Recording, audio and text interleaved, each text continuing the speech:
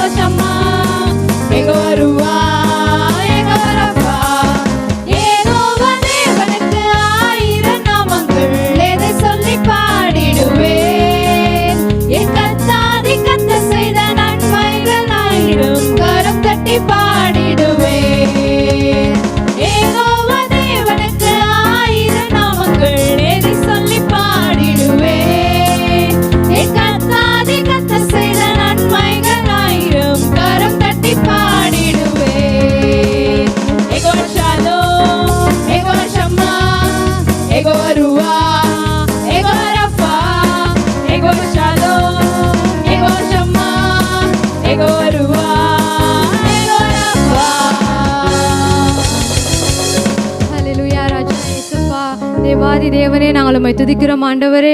கத்தாதி கத்தரே உம்மை துதிக்கிறோம். எகோவா தேவனே ராஜா, உமக்கு எத்தனை ஆண்டவரே நாமங்கள் அப்பா. உம்மை நாங்கள் துதிக்கிறோம், ஸ்தோத்தரிக்கிறோம். நீங்கள் எங்களோட எல்ஷடாவாய் நீங்கள் இருக்கிறீங்க அப்பா. நீங்கள் எங்களோட எல்ரோயாய் நீங்கள் இருக்கிறீங்க. எங்களை காண்கின்ற தேவனாய் நீங்கள் இருக்கிறீங்க. உமக்கு நன்றி தகப்பனே. ஆண்டவரே, இதுவரை எங்களை நீ நடத்தி வந்தீர், அதற்காக உமக்கு நன்றி தகப்பனே. இம்மானுவேல் தேவனே உமக்கு நன்றி. ஒவ்வொரு நாளும் எங்களை தாங்குவதற்காக ஏந்துவதற்காக உமக்கு நன்றி ராஜா.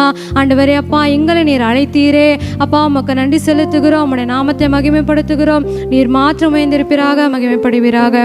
ஹல்லேலூயா. நம்மளுடைய தேவன் நம்மளை அழைத்திருக்கிறார். நம்ம எங்கேயோ எப்படியோ இருந்த நம்மளை, குப்பையிலே தூசியில கிடந்த நம்மளை அவருடைய பிள்ளைகளாக நம்மளை தெரிந்து கொண்டு நம்மளை அழைத்த தேவனை, அழைத்தவரே என்ற பாடலை பாடி இப்பொழுது கூட நம்மளுடைய தேவனை ஆராதனை செய்வோம்.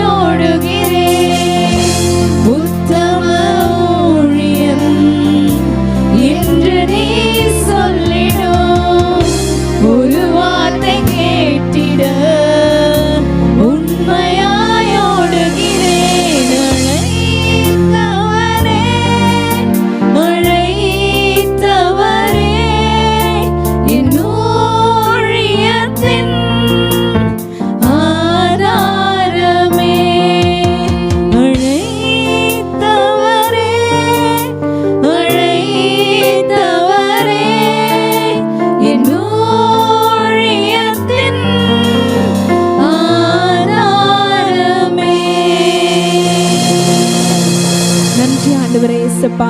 எங்களை அழைத்தவரே ஆண்டவரே அப்பா, உம்மை துதிக்கிறோம் ராஜா. ஆண்டவரே, நீர் அழைத்தவர் உண்மை உள்ளவர் ராஜா. ஆண்டவரே, எத்தனை நிந்தைகளாக இருந்தாலும், ஆண்டவரே அப்பா, என்ன போராட்டங்களாக இருந்தாலும், ஆண்டவரே இயேசப்பா, எத்தனை தேவைகள் இருந்தாலும் இயேசப்பா, நாங்கள் உம்மை மாத்திரம் நம்ப இருக்கிறோம். ஏனென்றால் ஆண்டவரே அப்பா, நீர் அழைத்தவர், நீர் உண்மையுள்ள தேவன், நீர் வாக்கு மாறாதவர் ராஜா. ஆண்டவரே, காலங்கள் மாறலாம், மனிதர்கள் மாறலாம், சூழ்நிலைகள் மாறலாம் ராஜா, நீர் ஒருவர் மாத்திரம் என்றென்றைக்கும் மாறாத தேவன். உண்மையை நாங்கள் நம்பி இருக்கிறோம் இயேசப்பா. நன்றி ஆண்டவரே அப்பா. இந்த ஆராதனை ஆசீர்வதித்த கிருபைக்காக உமக்கு நாங்கள் நன்றி செலுத்துகிறோம். ஆவியானவரே அப்பா, உம்முடைய பிரசனத்தினால் எங்களை நிரப்பினமைக்காக உமக்கு நன்றி செலுத்துகிறோம். மீதியான வேலை அப்பா, உம்முடைய பலத்த கரத்தில் நாங்கள் ஒப்பு கொடுக்கிறோம் அப்பா. நீரே எங்களை வழி நடத்துங்க. இயேசுவின் நாமத்தினால் ஜெபிக்கிறேன் என் ஜீவனுள்ள நல்ல தகப்பனே, ஆமென். ஹல்லேலூயா. கர்த்தருடைய நாமம் மகிமைப்படுவதாக. இந்த காணொலியை காண வந்த அனைவரையும் தேவன் ஆசீர்வதிப்பாராக. இப்போதும் நம் தேவ செய்திக்குள்ளாய் நாம் கடந்து போவோம். மத்தேயு புஸ்தகம் 17வது அதிகாரம் 8வது வசனம். அவர்கள் தங்கள் கண்களை ஏறெடுத்து பார்க்கையில் இயேசுவை தவிர வேறு ஒருவரையும் காணவில்லை. மறுரூப மலையிலே சீஷர்களுக்கு தேவன் தம்மை மறுரூபமாய் காட்சி அளித்த போது அவர்கள் கண்ட ஒரு காட்சிதான். அவர்கள் தங்கள் கண்களை ஏறெடுத்து பார்க்கையில் இயேசுவை தவிர வேறு ஒருவரையும் காணவில்லை. நம்ம வாழ்க்கையில இந்த உலகத்தில் இருக்கிற சூழ்நிலைகள், உலக காட்சிகள் எல்லாம் மறைந்து நம் ஆண்டவராக இயேசு ஒருவர் மாத்திரம் நமக்கு காணப்படுவார் என்றால், நாம் அவரை நோக்கி பார்ப்போம் என்றால், நம் கண்களை அவருக்கு நேராய் ஏறெடுப்போம் என்றால், உங்கள் வாழ்க்கை சிறப்பாக இருக்கும், ஆசீர்வாதமாய் இருக்கும் என்பதுதான் இந்த நாளின் செய்தியாகும். நீங்கள் உங்கள் கண்களை ஏறெடுத்து பாருங்கள். நம் வாழ்க்கையில சில ஆபத்துகள், பிரச்சனைகள், துன்பங்கள் வரும் பொழுது யாரிடத்திலாவது உதவி வராதா என்று சொல்லி நாம் பிறரை கண்ணோக்கி பார்ப்போம், அவரோடு பார்ப்போம், உதவி செய்ய மாட்டார்களா என்று சொல்லி. ஆனால் மனிதன் அந்த சூழ்நிலையிலே நமக்கு உதவி செய்வான் என்று எதிர்பார்க்க முடியாது. அவன் கடந்து போய்கொண்டே இருப்பான். நல்ல சமாரியன் கதையிலும் அப்படிதான் நாம் வாசிக்கிறோம். இதோ குற்றுயிராய் கிடக்கிற அவனை இதோ ஆசாரியர்கள், பரிசேயர்கள் பார்த்துவிட்டு கடந்து போய்கிறவர்களாக இருந்தார்கள் ஒழிய அவனுக்கு உதவி செய்ய வரவில்லை. ஆனால் நல்ல சமாரியன் இயேசு கிறிஸ்து மாத்திரமே அவனுக்கு உதவி செய்தார். அவன் கண்கள் எல்லோரும் ஏறெடுத்து பார்த்தது, யாரும் உதவி செய்யவில்லை.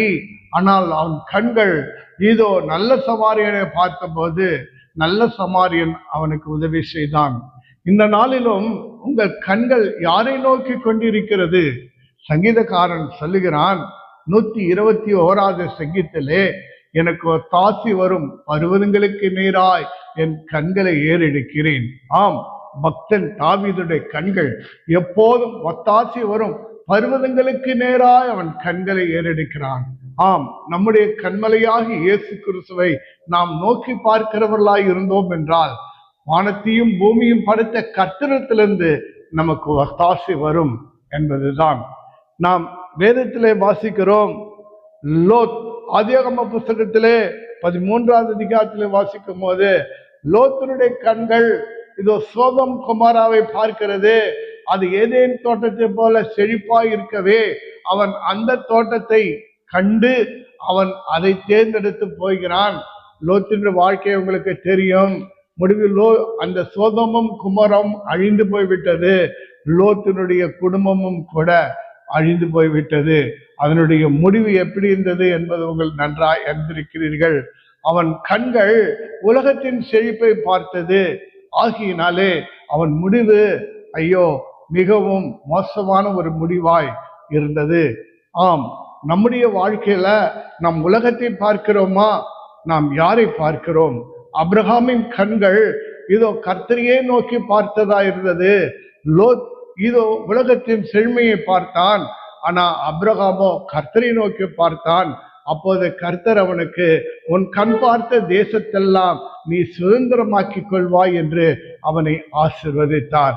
நாம் கர்த்தரை நோக்கி பார்ப்போம் என்றால், நம் ஆண்டவராக இயேசுவை நோக்கி பார்ப்போம் என்றால், நமக்கு ரட்சிப்பு அருளும் அந்த தேவனை நோக்கி பார்ப்போம் என்றால், அந்த உலக ரட்சகரை நாம் பார்ப்போம் என்றால், எந்த மனுஷனும் பிரகாசிக்க செய்ய மெய்யான ஒளியை நோக்கி பார்ப்போம் என்றால், நம்மையும் அவர் பிரகாசிக்க செய்கிறவராய் மாத்திரமல்ல, நம்மை அபரிமிதமாய் ஆசீர்வதிக்கிறவராய் இருக்கிறார். உங்கள் கண்கள் யாரை நோக்கி கொண்டிருக்கிறது? வேலைக்காரங்கள் கண்கள் எஜமானுடைய கைகளை நோக்கி கொண்டிருக்குமாம் போல, நம்முடைய வாழ்க்கை நம் கர்த்தருடைய கண்களை பார்க்கிறவர்களா இருக்கட்டும், கர்த்தரையே நோக்கி பார்க்கிறவர்களா இருக்கட்டும். நம்முடைய எஜமான் இயேசு கிறிஸ்து, அவரிடத்திலிருந்து நமக்கு ஒத்தாசை வரும், அவரிடத்திலிருந்து நமக்கு இரக்கம் கிடைக்கும், அவரிடத்திலிருந்து நமக்கு சகாயம் கிடைக்கும். வானத்தையும் பூமியும் படைத்த கர்த்தரிடத்திலிருந்து நமக்கு ஒத்தாசை வரும்.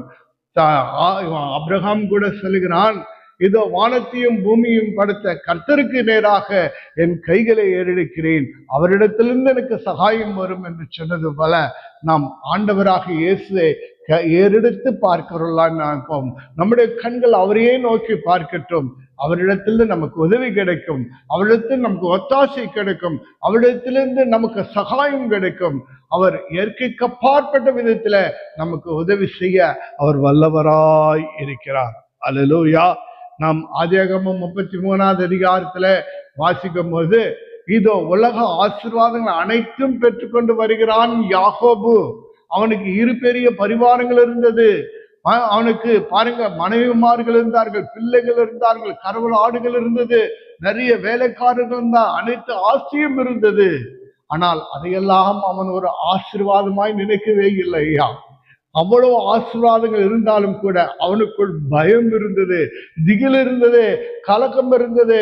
ஐயோ, என் சகோதரன் ஏசாவை நான் சந்திக்கும் போது என் மீது அவன் கோபமாய் இருக்கிறானே, அவன் என்னையும் குடும்பத்தையும் என்னுடைய பரிவாரத்தை அவன் கொன்று போடுவானே என்ற ஒரு பயம், கலக்கம், திகில் இருந்தது.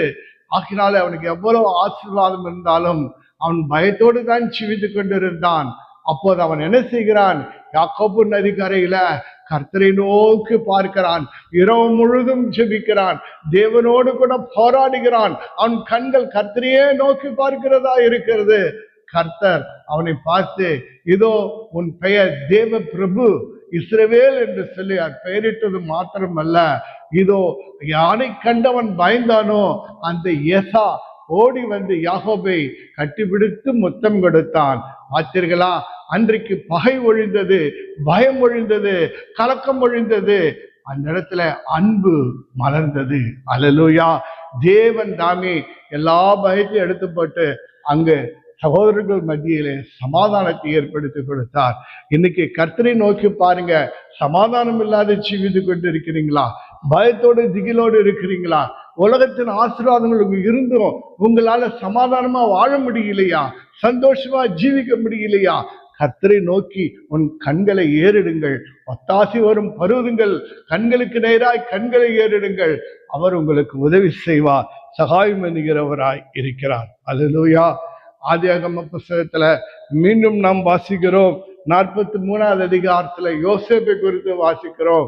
யோசேப்பு தன் சகோதரர்களாலே பகைக்கப்பட்டு, குழியிலே எரியப்பட்டு, அடிமையாய் விற்கப்பட்டு, அதன் பிறகு கைதியாய் போய், அதன் பிறகு அந்த எகிப்து தேசத்துக்கே அவன் தேசாதிபதியாய் இருக்கிறான். அல்லேலூயா. அவனுடைய கண்கள் எல்லாம் கர்த்தரை தான் நோக்கி இருந்தது.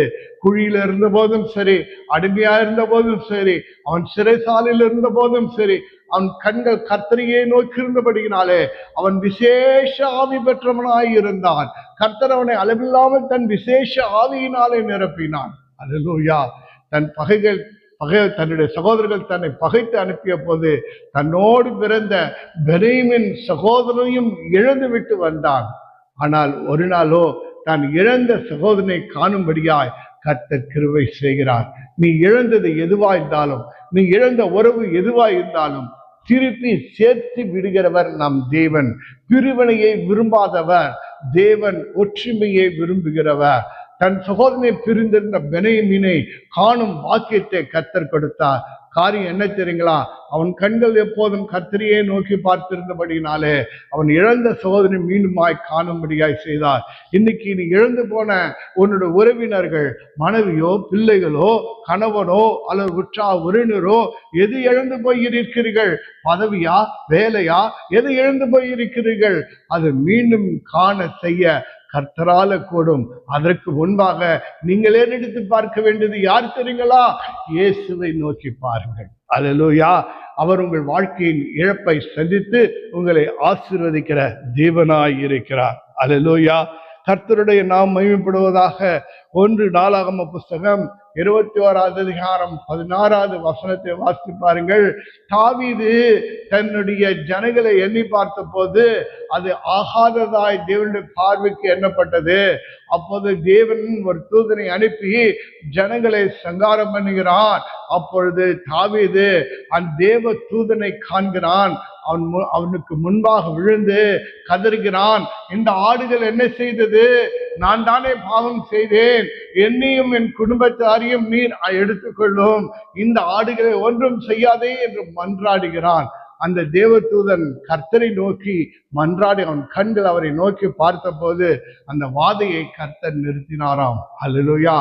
இன்னைக்கோ நம்ம தேவனுக்கு விரோதமாய் என்ன செய்திருந்தாலும் சரி, அந்த கல்வாரி சிலுவையில் அறையப்பட்ட அந்த இயேசுவை நாம் நோக்கி பார்ப்போம். நமக்காகவே அடிக்கப்பட்டார், நொறுக்கப்பட்டார், ரத்தம் சிந்தினார், நம் பாவங்களை மன்னிக்கிறவ, நம்மை ரட்சிக்கிறவ என் இயேசுவே உம்மை நோக்கி பார்க்கிறேன். அப்பா, அடிக்கப்பட்ட ஆட்டுக்குட்டியானவரே, எனக்காக என் பாவ சாப ரோகங்களை சுமந்து தீர்த்தவரே, சமாதானம் பண்ணும் ஆக்கிரி உன் மேல விழுந்ததல்லவா? என் பலவீனங்கள் எல்லாம் நீர் ஏற்றுக்கொண்டீர் அல்லவா? எனக்கு ஆக்கினை வராதபடி என்னுடைய எல்லா பாவங்களையும் நீ சுமந்து கொண்ட தேவன் அல்லவா? எனக்கு உதவி செய்யுங்கன்னு சொல்லி அந்த கல்வாரி நாயகனை நோக்கி பாருங்கள். கர்த்தர் தாமே உங்கள் வாழ்க்கையில உங்கள் பாவங்கள், சாபங்கள், ரோகங்கள் எல்லாவற்றையும் நீக்கி உன்னை ரட்சிக்கிற தேவனாய் இருக்கிறார். அல்லேலூயா. கர்த்தருடைய நாம் மகிமைப்படுவதாக. சகோயு என்ற புதிய ஏற்பாட்டில் வரும்போது ஒரு டாக்ஸ் கலெக்டர் சகோயு என்றவன் காட்டத்தி மரத்தில் மேல் உட்கார்ந்து கொண்டு இயேசு எப்படிப்பட்டவரோ என்று சொல்லி அவன் இயேசுவை காண துடித்தான். அவன் கண்கள் குள்ளனாய் இருந்தபடியினாலே அவன் கண்களுக்கு இயேசுவை காண முடியவில்லை. காட்டத்தி மரத்தின் மேல் உட்கார்ந்து அவன் வகை தேடுகிறான், இயேசு எப்படிப்பட்டவரோ என்று சொல்லி. அப்போது ஆண்டவர் அவன் உட்கார்ந்து இந்த காட்டத்தி மரத்தின் கீழாக நின்று, சகைவே நீ கீழே இறங்கி வா, இன்று நான் உன் வீட்டிலே தங்க வேண்டும் என்று சொன்னார். அன்றைக்கு அவன் வீட்டுக்கு ரட்சிப்பு வந்தது. அல்லேலூயா. இன்னைக்கு ஆவலோடு ஆர்வத்தோடு கர்த்தரை நோக்கி பார்க்கிறாயா? உன் கண்கள் கர்த்தரை ஏறெடுத்து கொண்டிருக்கிறதா? அவருக்காக காத்திருக்கிறாயா? நிச்சயமாய் அவர் உன்னையும் உன் குடும்பத்தாரையும் ரட்சிப்பார். உன் வாழ்க்கையில் ஒரு பெரிய மாறுதலை கொண்டு வருவார். மாற்றம் உண்டாகும். உன் கண்கள் கன்யா இயேசுவையே நோக்கி பார்க்கட்டும். பர்த்திமேயு என்ற குருடன், கண்கள் தெரியாதுங்க, அவனுக்கு கண்ணு தெரியாது.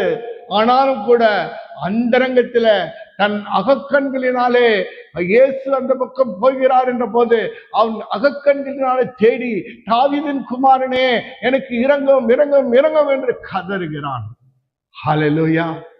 அவனுக்கு புறக்கண்கள் அல்ல, ஆனா அகக்கண்களினாலே கர்த்தரை நோக்கி ஏறெடுக்கிறான். கர்த்தர் அவனை அழைத்து, நான் உனக்கு என்ன செய்ய வேண்டும்? பார்வை அடைய வேண்டும் ஆண்டவரே. அப்படியாகவே அவனுக்கு பார்வையை தேவன் கொடுத்தார். அவனும் இயேசுவை பின்தொடர்ந்து சென்று விட்டான். அல்லேலூயா. இன்னைக்கு உங்க வாழ்க்கையில நீங்க அந்தகாரத்தில் இருந்தாலும் சரி, கர்த்தரை ஏறெடுத்து பாருங்க. அந்தகாரத்தை ஆண்டவர் வெளிச்சமாய் மாற்றுவார். அல்லேலூயா. அந்தகாரத்திலிருந்து ஆச்சரியமான ஒளியினடத்துக்கு வரவழைக்கிற தேவன் அல்லவா நம் ஆண்டவர். உன் கண்கள் அவரை நோக்கி பார்க்கட்டும். அல்லேலூயா. நாம் வாசிக்கிறோம், எரிகோ பட்டணத்துல கூட பாருங்க, யோசுவா அந்த தேவதூதனை பார்த்து, நீ எங்களை சார்ந்தவரா, யாரை சார்ந்தவர் என்று சொல்லும் கேட்கிறார். அவன் கண்கள் அந்த தேவ தூதனை பார்த்தபடியினாலே, அவருடைய வல்லமையினாலே அந்த எரிகோ கோட்டையை அவனாலே வெல்ல முடிந்தது. அது இடிந்து விழுந்தது. எரிகோவை அவன் மேற்கொண்டான், ஜெயித்தான். அல்லேலூயா. உன் வாழ்க்கையில என்ன தடைகள் வேண்டுமானாலும் இருக்கட்டும், கடந்து போகாத தடைகள் இருந்தாலும் சரி, முடிந்து போய்விட்டது என்றிருந்தாலும் சரி, மலை போன்ற பிரச்சனைகள் இருந்தாலும் சரி, கர்த்தரை நோக்கி பாருங்கள், அவைகள் எல்லாம் மெழுகு போல உருகி போகும். அல்லேலூயா. பெரிய பர்வதமே நீ எம்மாத்திரம் பாபலுக்கு முன்பாக சமபூமிய ஆவாய். கர்த்தரை நோக்கி பாருங்க. உலகத்தையோ மனிதர்களையோ சூழ்நிலையோ நீங்க பார்த்தீங்கன்னா நீங்க தான் கெட்டு போவீங்க. உங்களுக்கு தான் பிரச்சனை. உங்கள் விசுவாசம் குறைந்து போவோம். நீங்க நம்பிக்கை இழந்து போவீங்க.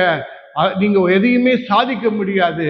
ஆனா நம்மை படைத்த தேவன், நம்மை அழைத்த தேவன், நமக்காக பாடுகளை அனுபவித்த தேவன், அவரை நோக்கி நம்ம பார்ப்போம்னா நம்ம சூழ்நிலையே மாறிடுங்க, நம்ம வாழ்க்கையே மாறிடுங்க, நம்முடைய எதிர்காலமே மாறிடுங்க.